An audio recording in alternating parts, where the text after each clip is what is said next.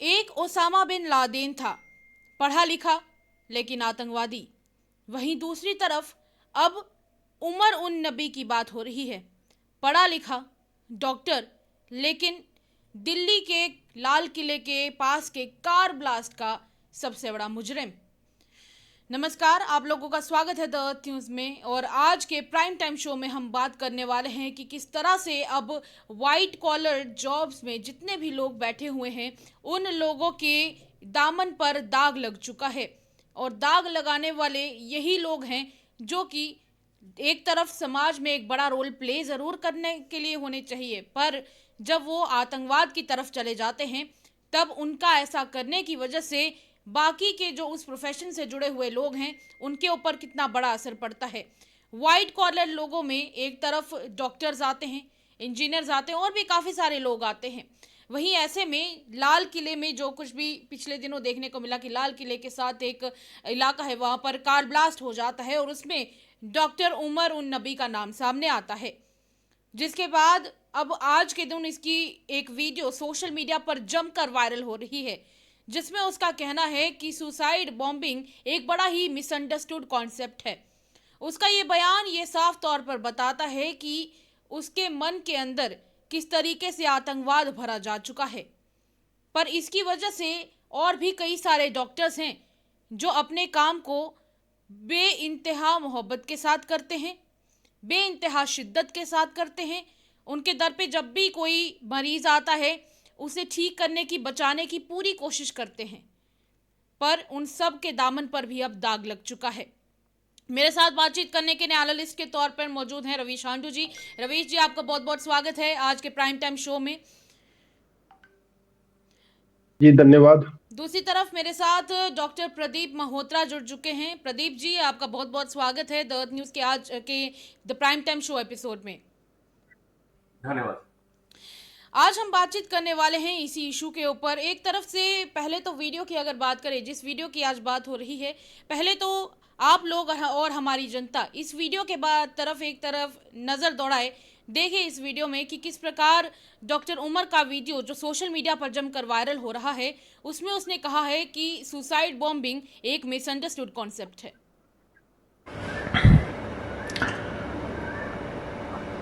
One of the very misunderstood concept is concept of what has been labeled as suicide bombing. It is martyrdom operations, and it is being known in Islam. There are multiple contraindications, there are multiple arguments that have been brought against it. Martyrdom operations: when a person presumes that he is going for sure die at a particular place at a particular time, he goes against the presumption that a particular is going to die in a particular situation. It's not, we don't have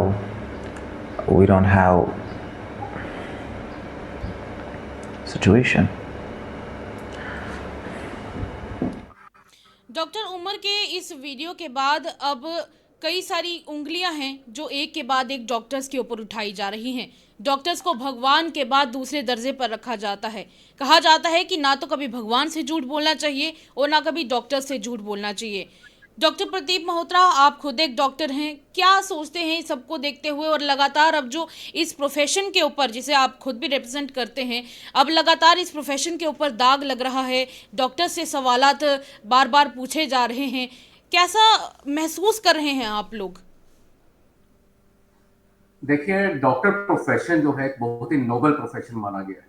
जी ये जी। एक faith का, एक ऐसा जज्बे का profession है जिसके ऊपर जिस समय भी पेशेंट एक डॉक्टर के क्लिनिक में एंटर होता है तो एक बहुत जज्बे के साथ, एक विश्वास के साथ एंटर होता है कि मैं यहाँ पर अपनी पूरी तरह से ट्रस्ट कर सकता हूँ इसके ऊपर, यहाँ पर मैं पूरी तरह सेफ हूँ, अपनी लाइफ के साथ सेफ हूँ। तो कहीं ना कहीं ये जो टेरर इंसिडेंट हुआ है, ये मॉड्यूल बहुत ही अपने आप में खतरनाक है। आज के समय में हर कोई जो है वो कहीं ना कहीं शायद ये सोच कर जाएगा कि मैं ऐसे डॉक्टर के पास जाऊं जहां पर मेरी जान को खतरा ना हो। अभी मैं इसको जो है वो रिसेंटली जो खांसी की दवाई के सिलसिले में काफी बच्चों की मौत हो गई थी, उससे भी जोड़ना चाहूंगा। कुछ ना कुछ ऐसे इंसिडेंट होते हैं कि बेशक वो फार्मा की गलती की वजह से हुए हो, कुछ ना, अब वो डायरेक्टली एक वो तो हो गया कि एक गलती की वजह से हुए। जो ये टेरर रिलेटेड इंसिडेंट है, ये एक ऐसा मॉड्यूल है जिसने कि हर एक, चाहे वो किसी समुदाय से हो, चाहे वो किसी एज से हो, चाहे वो जिस प्रकार से मतलब व्यक्ति हो, उसको सिर्फ मारने के लिए है। इसमें कोई दो राय नहीं है। सीधे तौर के ऊपर काम हम सीधे तरीके से पकड़े या उल्टे तरीके से पकड़े, ये एक किसी को मौत देने का एक तरीका है, जो कि अगर व्हाइट कॉलर जॉब के जितने भी हमारे मेंबर्स हैं, जितने भी इंटेलेक्चुअल अगर बात करें, चाहे डॉक्टर्स, इंजीनियर्स, वकील, जितने भी पेशे वाले जितने भी लोग हैं, तो उन सबके ऊपर वो ट्रस्ट जो है उसके ऊपर डायरेक्टली उंगली उठी है कि अगर हम इन लोगों को, जिन्होंने समाज को दिशा दिखानी है, अगर उनके ऊपर ट्रस्ट नहीं कर सकते तो हमारा समाज किस दिशा में जा रहा है, ये बहुत ही चिंता का विषय है। ये तो चिंता का विषय रहा ही है, पर रही बात डॉक्टर्स की, अगर आज के दिन की बात करें तो जीएमसी बख्शीनगर में कई सारे डॉक्टर्स के लॉकर्स को खंगाला गया और काफ़ी सारे लॉकर्स को खोलकर देखा गया।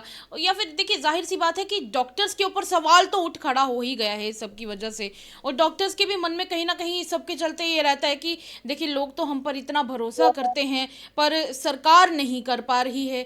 तो इस सब की वजह से जब इस तरह के इंसिडेंट होते हैं और इस तरह की वारदातें होती हैं, और ख़ास करके अब जब चेकिंग्स हो रही हैं, तो डॉक्टर्स के मन में एक ये भी सवाल रह जाता है कि अब हमारी क्या ही रिस्पेक्ट रह जाएगी सोसाइटी में।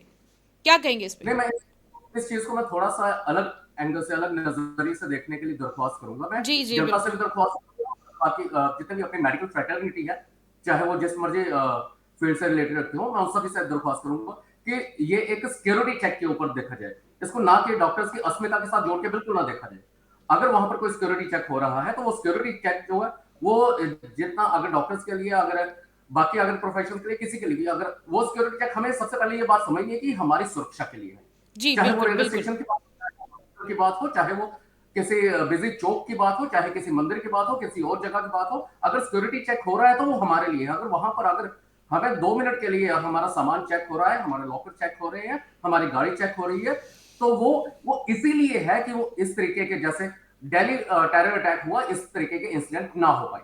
आपसे एक छोटा सा ब्रेक लेंगे, हमारे साथ ही आप रहिएगा। प्रदीप जी, मैं रुख करना चाहूँगी अपना हमारे एनालिस्ट रवीश जी की तरफ। रवीश जी, जिस तरीके से, अगर आपने भी उसका भी बयान सुना है थोड़ी देर पहले, उमर का ये कहना था कि कहीं ना कहीं इस चीज़ को मिसअंडरस्टैंड किया गया है। इस आत्मघाती विस्फोटक ये जो लोगों को समझाया जाता है, ये कहीं ना कहीं एक मिसअंडरस्टूड कॉन्सेप्ट है, और कहीं ना कहीं ऐसा लग रहा था उसकी बातों से कि वो इस चीज़ को ग्लोरीफाई करने की कोशिश कर रहा है। क्या लगता है, पढ़े लिखे लोगों के अंदर और एक वाइट कॉलर जॉब करने वाले एक आदमी के अंदर इस तरीके से ये सोच भरी हुई होना, क्या लगता है, क्या दर्शाता क्या है आखिर ये?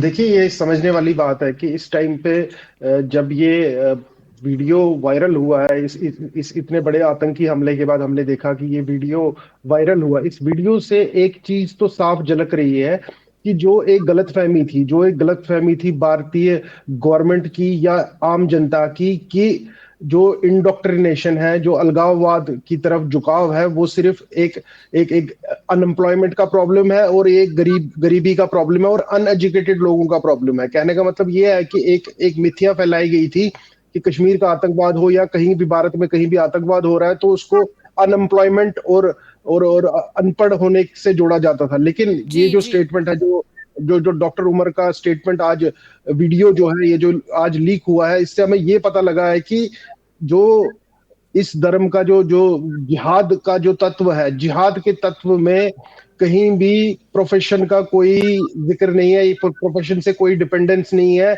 ये एक आदमी जो है, ये एक डॉक्टर भी हो सकता है, एक इंजीनियर भी हो सकता है, एक बड़ी एमएनसी कंपनी में काम करता हुआ कोई आदमी भी हो सकता है।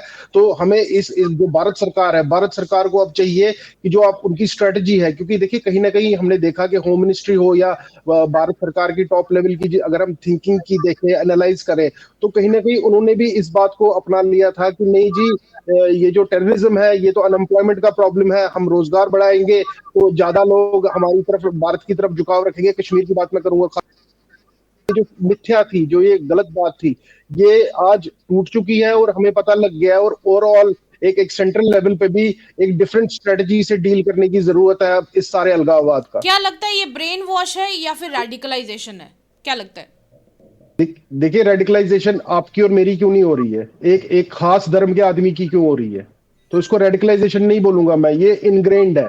ये इनके जो जो अपब्रिंगिंग है, जिस जिस तरीके से इनको बड़ा किया गया है और जो वैचारिक चीजें इनके अंदर डाली गई हैं, वो उस कारण से इंडोक्ट्राइन हो रहे हैं।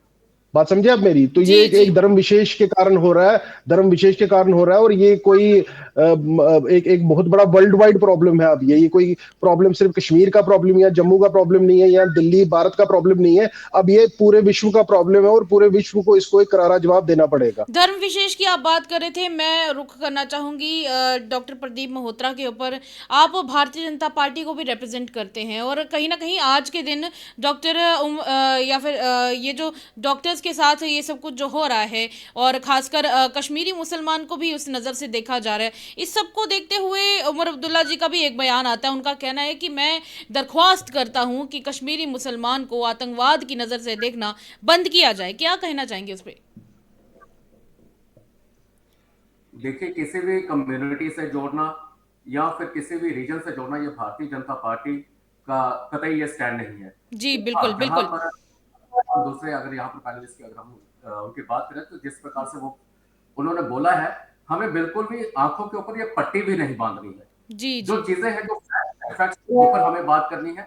और इस समय ये बात इसलिए खतरनाक हो रही क्योंकि हमने पूरे विश्व में पहले भी देखा है कि जब कभी अगर टेक्निकल व्यक्ति जो है वो इसमें इन्वॉल्व होता है तो नुकसान कहीं गहरा होता है और ज्यादा होता है। जी तो जी हमें जी सबसे पहले ये चीज समझनी है कि बेसिकली जो है, कहीं पर भी टेररिज्म जो है वो अचानक से, वो कमजोर दिल का आदमी अचानक उसको खाने को नहीं मिला तो उससे नहीं आएगा। ये एक सोच है, ये एक विचारधारा है। और इस सोच और इस विचारधारा को अगर एनसी और पीडीपी आज अगर कुछ बोल रही है तो कहीं ना कहीं उनका बहुत बड़ा एक रोल है और इसके लिए जिम्मेदार वो भी है। उनके तरह बाकी उस तमाम जितने भी तमाम पार्टीज हैं, उसके साथ में कांग्रेस नेशनल लेवल के ऊपर, जम्मू कश्मीर में एनसी और पीडीपी, एनसी का शुरुआत से ही ये उनका एक स्टैंड रहा है किस प्रकार से यहाँ पर कम्युनल राइट्स करवाए जाए, कम्युनल भावनाएं भड़काई जाए और ये सब चीजें की जाए। और उस समय जो एक छोटा बच्चा है, बच्चे ने जब वही खून खराबा देखा, वही सारा देखा, तो उसके मन में और नफरत फैलती है और वही सारी चीजें इस तरीके की और करती है। और ये बात अलग है कि उसके साथ में वहां पर ड्रग्स का जो है वो भी मल्टीफैक्टोरियल उसमें पॉइंट ऐड होगा। उसमें जो पैसे का संचार है, चाहे हवाला मनी से है, कैसे भी है, वो भी सारा ऐड होगा। लेकिन राजनीतिक दल एनसी और पीडीपी, इनका भी रोल कहीं पर ये कम नहीं है। सबसे बड़ा एक बात है इस पर जो चिंता का विषय ये है कि भारत में भी जितने भी व्हाइट कलर टेक्निकल जितने प्रोफेशनल्स है, अगर उनकी इन्वॉल्वमेंट हो रही है तो वो एक स्किल्ड लोग हैं, स्किल्ड लोग माने कि ट्रेंड लोग, और उनके ऊपर विश्वास और एक डिपेंडेंसी सोसाइटी की ज्यादा होती है, जो वाकई एक भयंकर है। तो ये कितना बड़ा चिंता का विषय बन जाता है प्रदीप जी, एक आम नागरिक के लिए खासकर?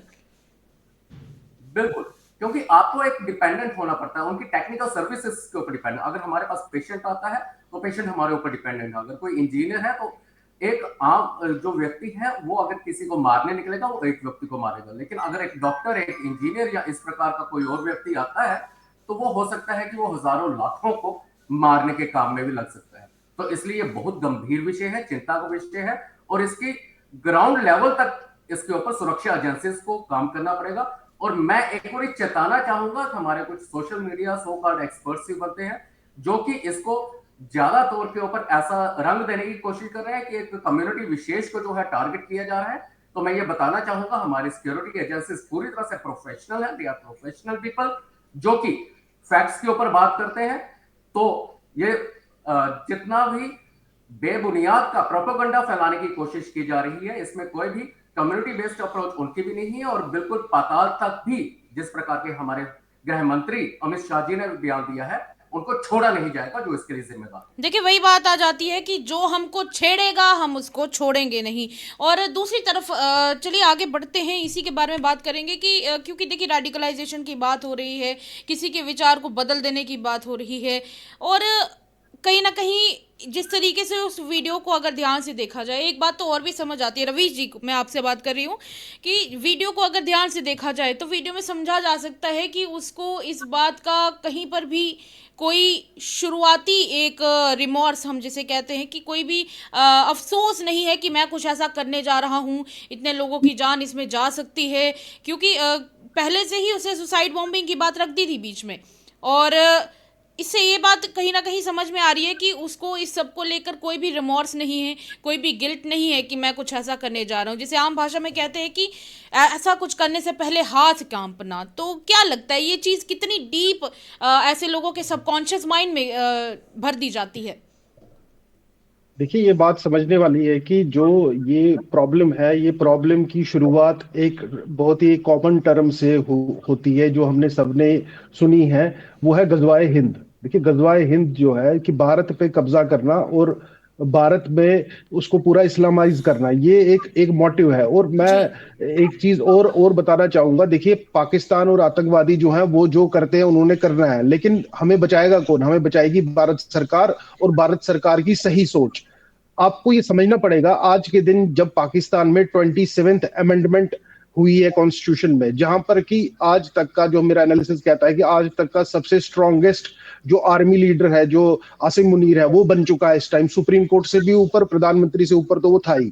तो वो आदमी एक हमने उसकी जितनी भी स्पीचें सुनी या जितनी भी बार उसने बोला, हमने देखा कि उसके अंदर एक गजवाए हिंद वाला जज्बा है कि नहीं, मुझे मारना है। मुझे जो टू नेशन थ्योरी की बात करी उन्होंने, या ऑपरेशन सिंदूर के दौरान जो उन्होंने एक झूठे से बयान दिए, तो हमें एक क्लैरिटी है कि उसने हमले करने हैं, उसने जो आम नागरिक जो है भारत के, उनको मारना है, और ये प्रोसेस है, ये चलना है। लेकिन देखिए, हमको जो हमारी सरकार का जो टॉप लेवल है उसको समझना पड़ेगा कि ये लड़ाई का आयाम हम छुप नहीं सकते। हम रियल प्रॉब्लम को अगर हम कैंसर का इलाज फोड़ा बोल के करेंगे, अगर हम कैंसर को बोलेंगे कि ये जी फोड़ा है, तो इलाज भी वैसा ही होगा और वो कैंसर फैलता जाएगा। तो मेरा ये कहना है कि इस प्रॉब्लम को अब राइटली आइडेंटिफाई करना चाहिए, और जो भी लोग इसमें काम कर रहे हैं या इन फ्यूचर काम कर सकते हैं, वो उनके ऊपर नकेल कसी जाए। अब देखिए, इन डॉक्टरों की बात अगर मैं करूं, डॉक्टर उमर जो था, ये टर्की घूम के आया था। इसका हैंडलर जो था वो टर्किश था।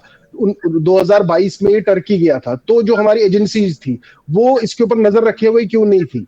वो क्यों नहीं अपनी नजर इसके ऊपर मुस्तैदी बना के रखी थी कि ये आदमी एक ऐसे देश में गया है जहां पर ये एक इंडोक्ट्रिनेशन के एक चीज में फंस सकता है, और ये कल को एक इतनी बड़ी वारदात अंजाम दे सकता है। तो ये इस चीज को सही इलाज करने के लिए हमें बीमारी का सही नाम लेना पड़ेगा और सही तरीके से इसका इलाज करना पड़ेगा।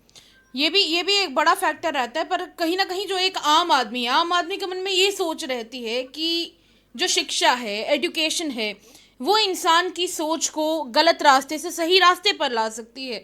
और इसीलिए ऐसा बच्चों को भी स्कूलों में पढ़ाया जाता है कि जब आप when you go from when you are educating yourself, you go from darkness to the light.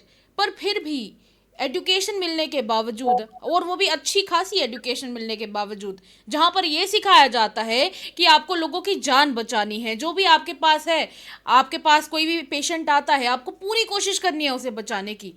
Humanity की बात हो रही है, इंसानियत की बात होती है इस प्रोफेशन में। उस सब के बावजूद इस तरह के काम करने के लिए इस आदमी के 2 बार भी, या फिर यूं कहे कि 1 बार भी हाथ नहीं काम पे।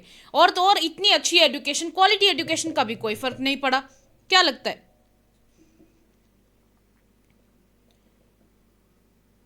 रवीश जी की किसी कारण से? जी बिल्कुल जो आप कह रहे हैं, मैं वही बात बोल रहा हूँ।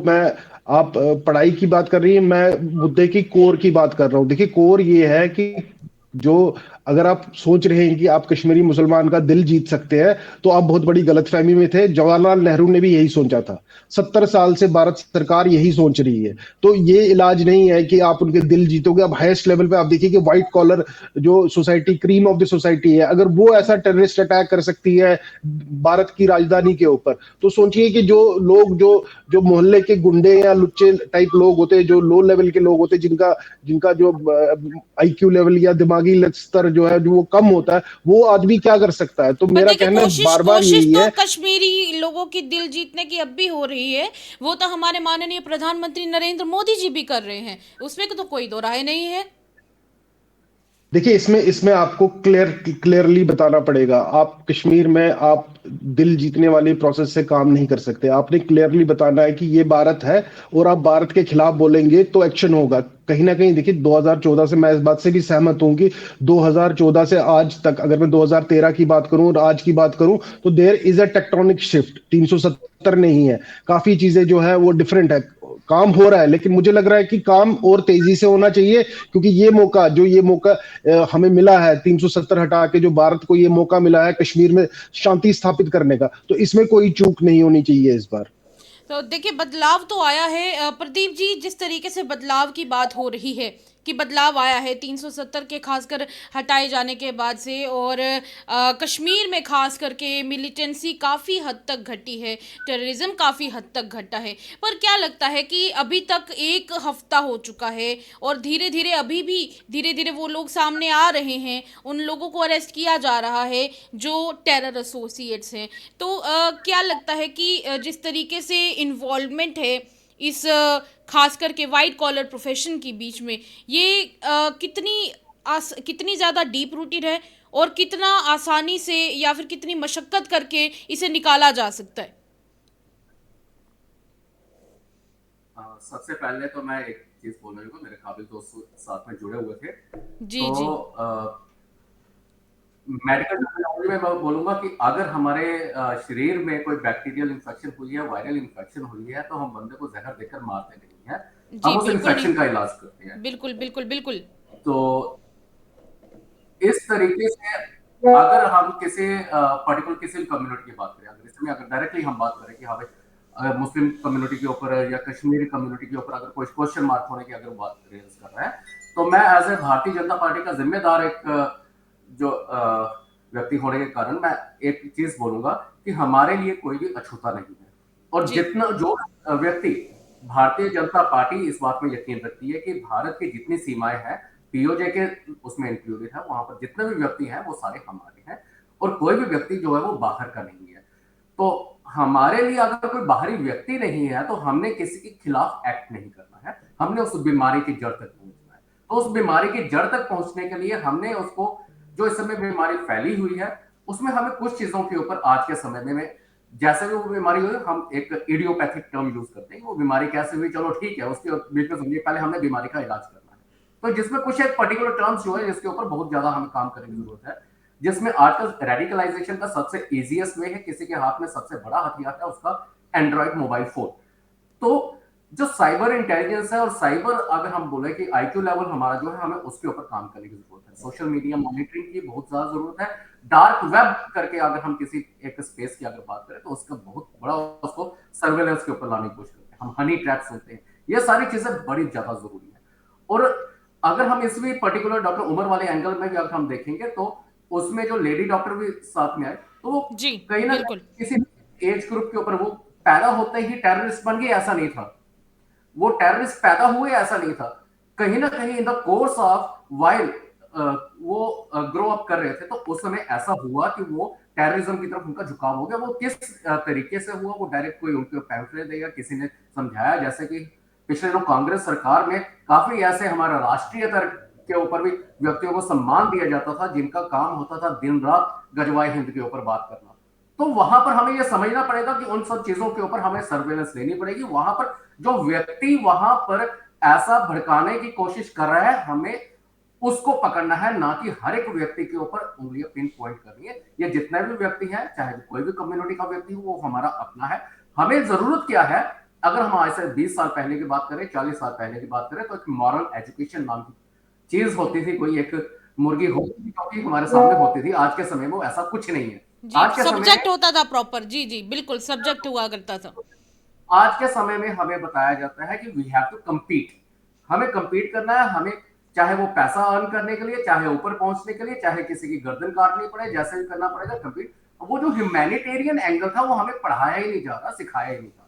हाँ, एक चीज के ऊपर मैं जरूर उंगली उठाना चाहूंगा कि कहीं ना कहीं हमें एजुकेशन सिस्टम, हमें कॉमन सिविल कोड वगैरह इन सब चीजों के ऊपर जो है वो एक गहराई से विचार करके इनकी इम्प्लीमेंटेशन की तरफ जाना पड़ेगा, ताकि वो बचपन से लेकर नर्सरी क्लास से लेकर ऊपर तक जो है हर एक व्यक्ति को, दूसरे व्यक्ति को सम्मान करना, एक हर एक जिंदगी का जो है सम्मान करना, ये सिखाया गया। उसके बिना ये संभव नहीं है। जी बिल्कुल बिल्कुल बिल्कुल। चलिए, बहुत बहुत शुक्रिया प्रदीप जी, आपने भी आज के हमारे प्राइम टाइम शो में हमारा साथ दिया, बहुत बहुत धन्यवाद। और इसी के साथ आज के प्राइम टाइम शो में हमने बात की कि किस प्रकार से एजुकेशन एक बड़ा चेंज ला सकती है, पर कई ऐसे लोग इसके चलते हमें देखने को मिले, जिसकी दो बड़ी बड़ी एग्जाम्पल्स आज हमने आपके साथ साझा की। एक डॉक्टर उमर और दूसरी तरफ ओसामा बिन लादेन। वहीं अब कोशिश यही की जाएगी कि उन लोगों को आइडेंटिफाई किया जा सके और पकड़ा जा सके जो लोग इस तरह से बच्चों को छोटी उम्र में ही गुमराह करने की कोशिश करते हैं। चलिए, फिलहाल के लिए आज के प्राइम टाइम शो में इतना ही। इजाजत दीजिएगा और प्राइम टाइम शो देखते रहिए। नमस्कार, शुभ रात्रि।